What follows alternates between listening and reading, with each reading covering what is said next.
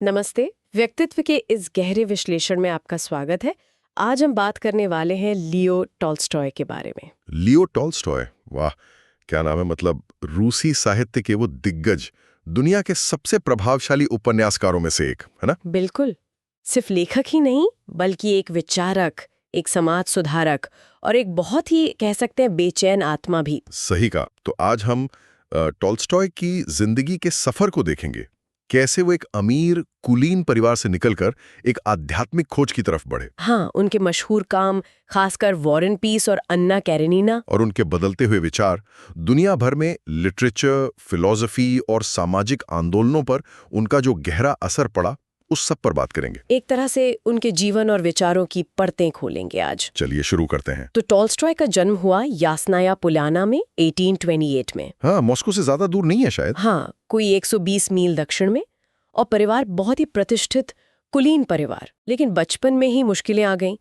माँ का देहांत हो गया जब वो सिर्फ 2 साल के थे। और फिर 9 साल की उम्र में पिता भी नहीं रहे। उफ, ये तो बहुत बड़ा आघात है किसी भी बच्चे के लिए। बिल्कुल। और इन शुरुआती नुकसानों का, मतलब त्रासदियों का, उनकी सोच पर गहरा असर पड़ा। ये चीजें उनकी रचनाओं में बार बार दिखती हैं। मृत्यु, फैमिली बॉन्ड्स, जीवन के अर्थ की खोज, ये सब थीम्स। उनका पालन पोषण फिर रिश्तेदारों ने किया। हाँ, खासकर उनकी एक चाची थी, तात्याना योरगोल्स्काया। टॉल्स्टॉय बाद में उन्हें एक बड़ा नैतिक प्रभाव मानते थे अपने ऊपर। फिर पढ़ाई की बारी आई। कजान विश्वविद्यालय गए थे वो। हाँ, पहले ओरिएंटल भाषाएं पढ़ने गए, फिर कानून की तरफ मुड़े। लेकिन एकेडमिक लाइफ उन्हें कुछ जमी नहीं। मतलब वो थोड़े विद्रोही किस्म के थे शुरू से ही। हाँ, कह सकते हैं। असंतोष था।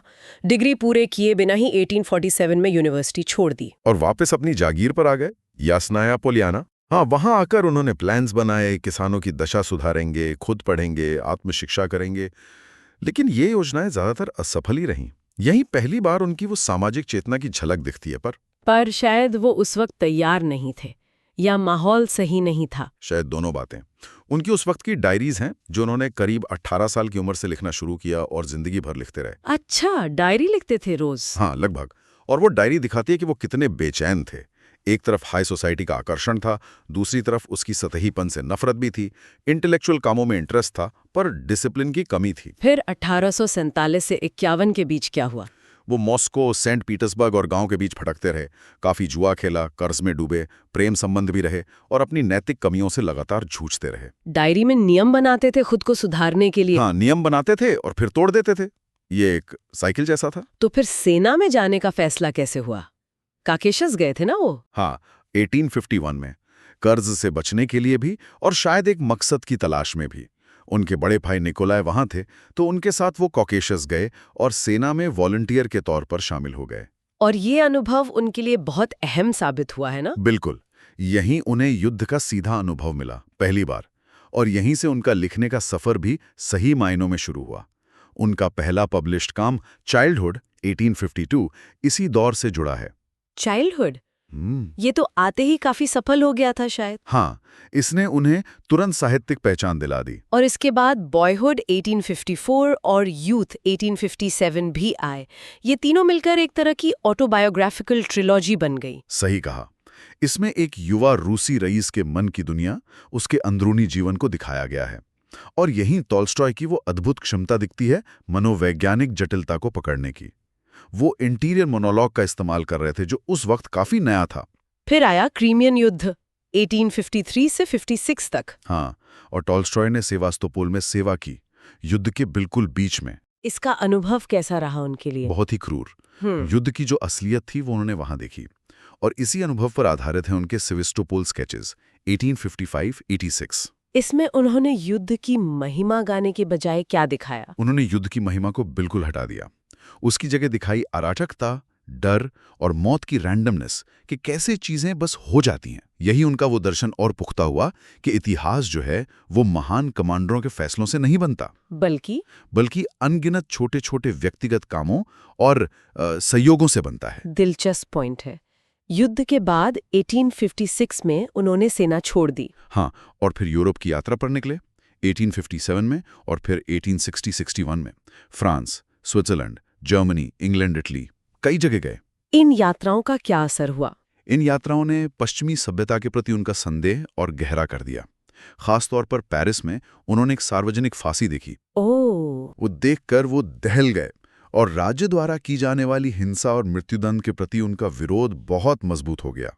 लेकिन इन यात्राओं से कुछ पॉजिटिव भी मिला होगा। हाँ बिल्कुल, उन्हें प्रगतिशील शैक्षिक विचारों का पता चला और जब वो यासनाया पोलियाना लौटे तो उन्होंने किसान बच्चों के लिए एक स्कूल खोला। ये वही स्कूल है जिसकी बात आप कर रहे थे? हाँ, कोई शारीरिक दंड नहीं, कोई अनिवार्य उपस्थिति नहीं, बच्चों की रुचि के अनुसार पाठ्यक्रम चलता था।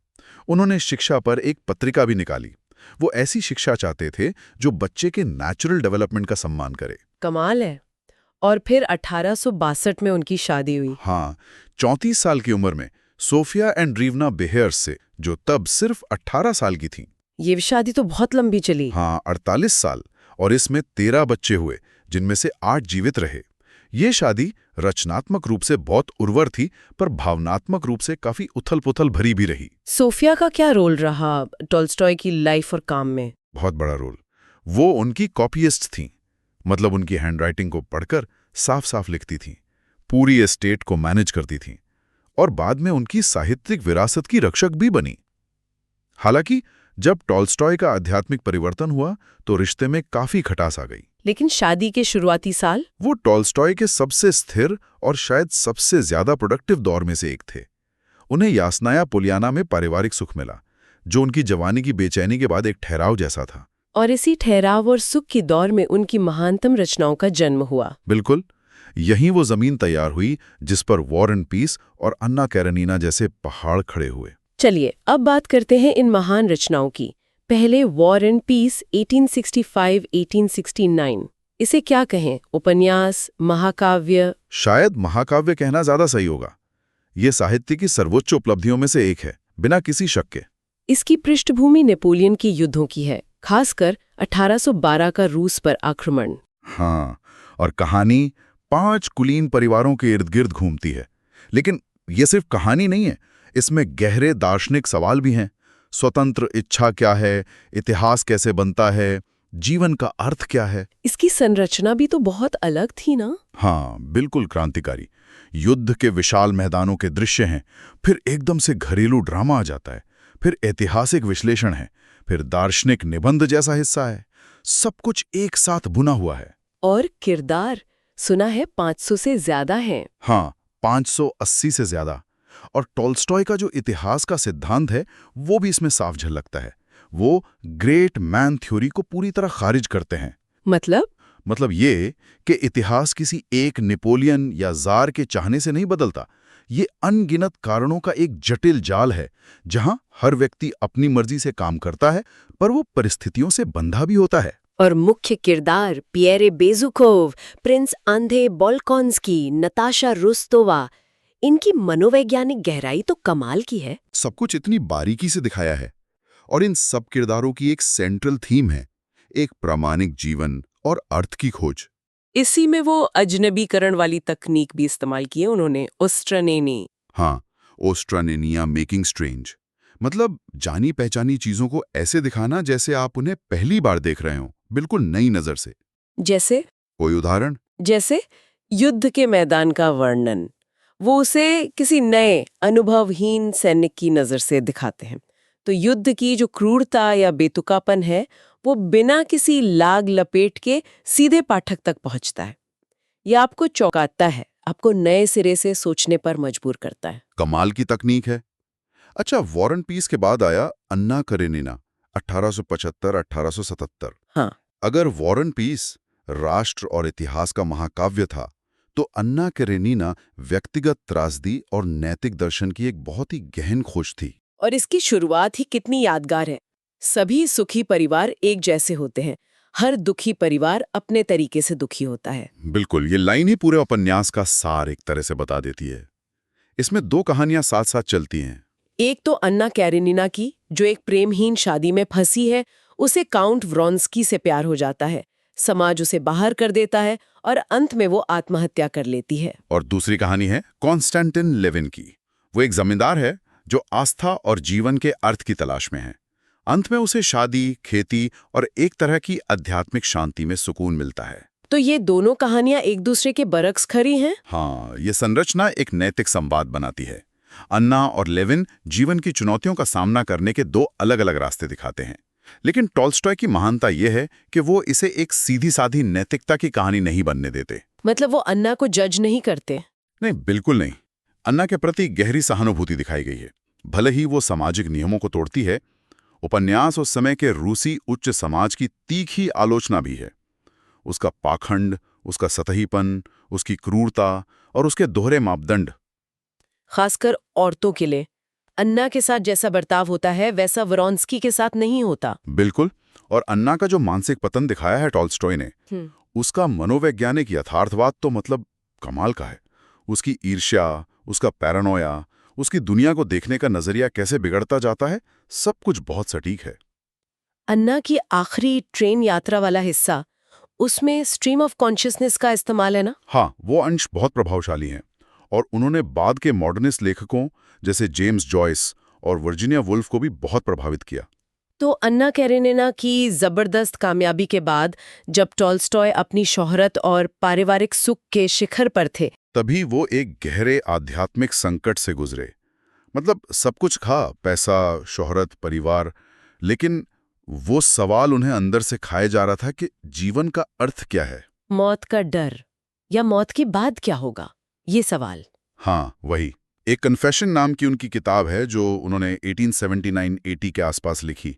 उसमें उन्होंने इस संकट का पूरा वर्णन किया है।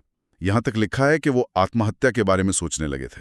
क्या सवाल था उनके मन में? सवाल ये था कि क्या मेरे जीवन में कोई ऐसा अर्थ है जिसे मेरी प्रतीक्षा कर रही अपरिहार्य मृत्यु नष्ट नहीं कर देगी? मतलब मौत तो आनी है, तो इस जीवन का क्या मतलब जो मौत के साथ खत्म हो जाएगा? ये संकट अचानक तो नहीं आया होगा, इसकी जड़ें पहले से होंगी। हाँ, ये संकट अचानक नहीं था, ये जीवन भर बनता रहा था। वॉर एंड पीस में प्रिंस आंद्रेई का मौत के करीब का अनुभव हो या एना कैरेनिना में लेविन की आध्यात्मिक खोज, ये सब कहीं ना कहीं टॉल्स्टॉय के अपने संघर्षों को ही दिखा रहे थे। लेकिन 50 की उम्र आते आते ये सवाल असहनीय हो गए। तो उन्होंने जवाब कहाँ ढूंढा? पहले दर्शन में खोजा, शोपेनहावर को पढ़ा, बाइबल में सोलोमन को पढ़ा, बुद्ध को पढ़ा, लेकिन मौत की समस्या का कोई संतोषजनक जवाब नहीं मिला। फिर वो धर्म की ओर मुड़े। खासकर उन्होंने रूसी किसानों के विश्वास को देखा।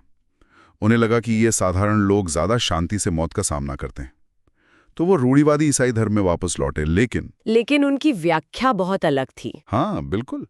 उन्होंने चर्च की रस्मों और चमत्कारों को मानने से इनकार कर दिया।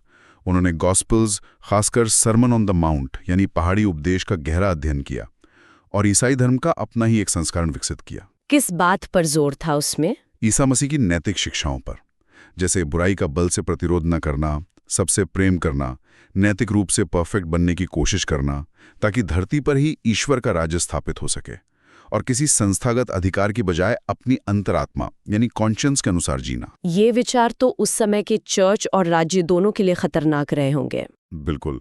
उनके धार्मिक लेखन जैसे व्हाट आई बिलीव या the kingdom of God is with in you ने उन्हें सीधे चर्च और राज्य के साथ टकराव में ला खड़ा किया और आखिरकार 1901 में रूसी रूढ़िवादी चर्च ने उन्हें आधिकारिक तौर पर बहिष्कृत कर दिया, एक्सकम्युनिकेट कर दिया। और वो जो सिद्धांत था, बुराई का प्रतिरोध न करो, हाँ, रेजिस्ट नॉट इविल, ये उनके दर्शन का केंद्र बन गया।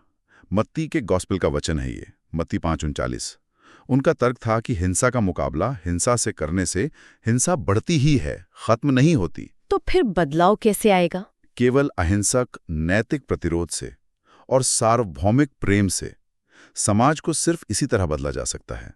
और इसी सिद्धांत ने बाद में गांधी जी और मार्टिन लूथर किंग जूनियर जैसे महान लोगों को गहराई से प्रभावित किया। इस आध्यात्मिक बदलाव के बाद उनके लेखन में भी फर्क आया? हाँ, काफी फर्क आया। उनका लेखन अब ज्यादा उपदेशात्मक मतलब डायडैक्टिक हो गया।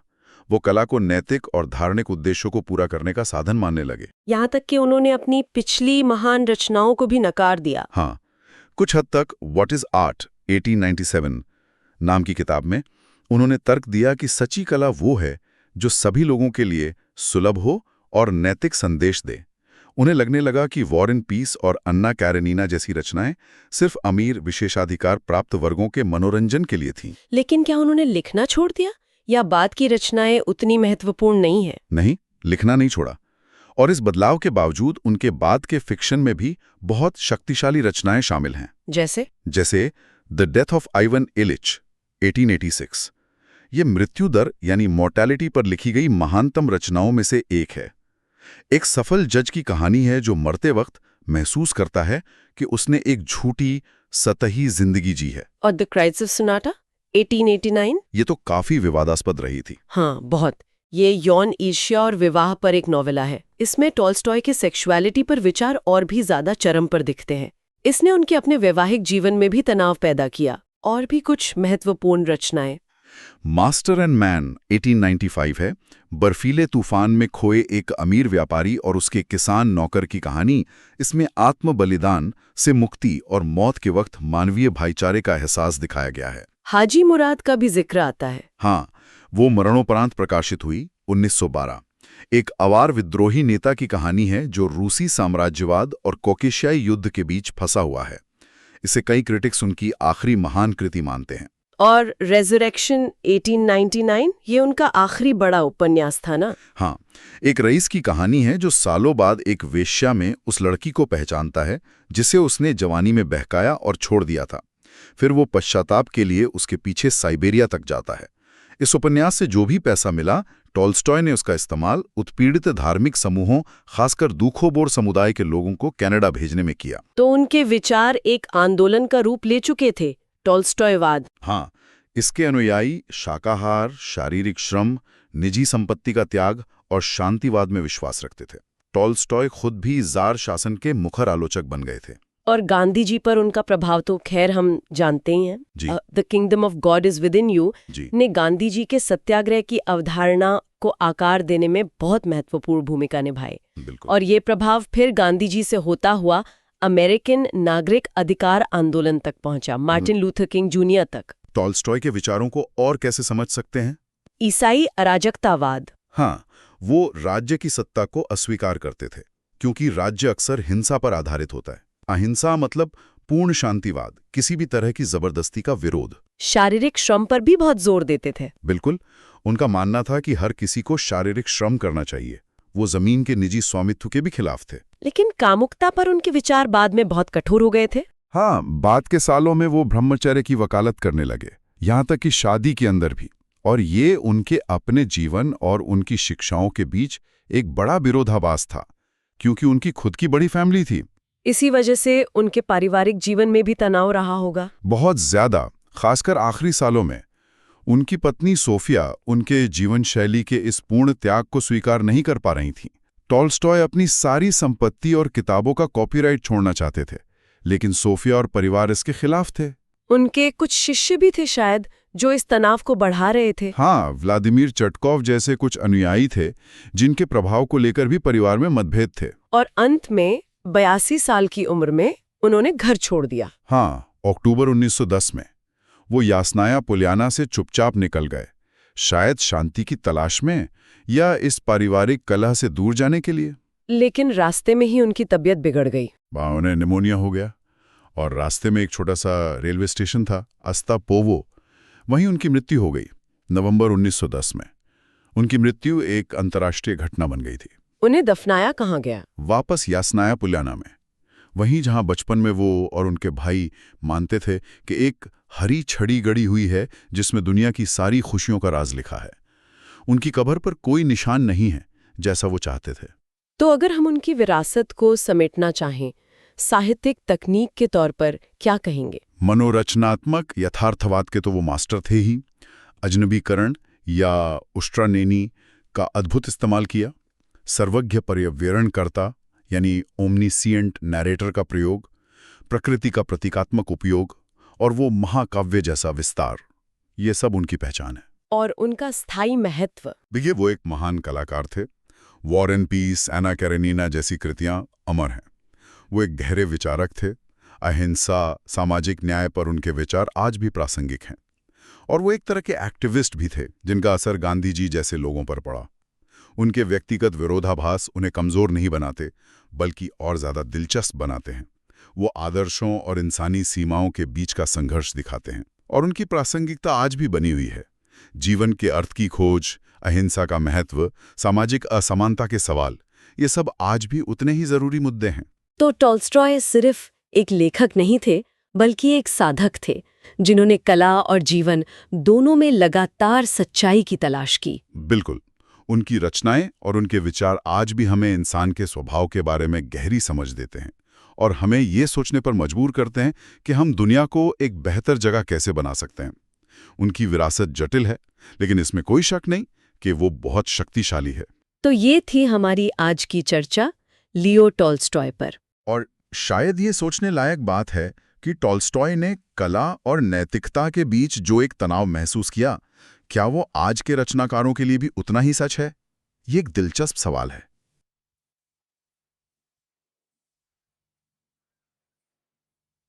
Okay, so we hope you liked our today's discussion. For more such discussions, subscribe to our channel Vyaktitva, The Epic Tales. धन्यवाद।